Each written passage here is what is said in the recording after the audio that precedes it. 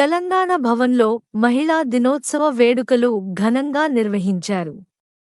MLC కవిత Sabitha Indra Reddy, Sunitha Lakshma Reddy cake cut చేసి celebrate చేసుకున్నారు. ఈ వేడుకల్లో బీఆర్ఎస్ మహిళా కార్పొరేటర్లు పాల్గొన్నారు. ఈ సందర్భంగా కవిత మాట్లాడుతూ, తెలంగాణ ఆడబిడ్డలకు మహిళా దినోత్సవ శుభాకాంక్షలు తెలిపారు.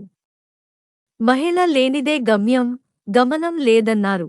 మనకంటే ముందు తరం వారు మన అక్క, చెల్లెలు మన కోసం పోరాటం చేశారు అని తెలిపారు. చాకలి ఐలమ్మ భూమి కోసం, భుక్తి కోసం పోరాటం చేశారని, రాణి రుద్రమ పోరాటం మనకు స్ఫూర్తి అని అన్నారు.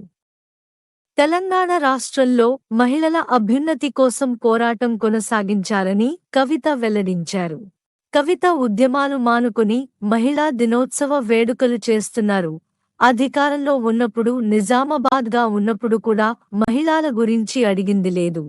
మళ్ళీ ఎప్పుడు ఎలక్షన్స్ వస్తున్నాయి కాబట్టి మహిళా ఉద్యమాలు చేస్తున్న మాట నానేసి ప్రజలకు నీతులు చెబుతుంది.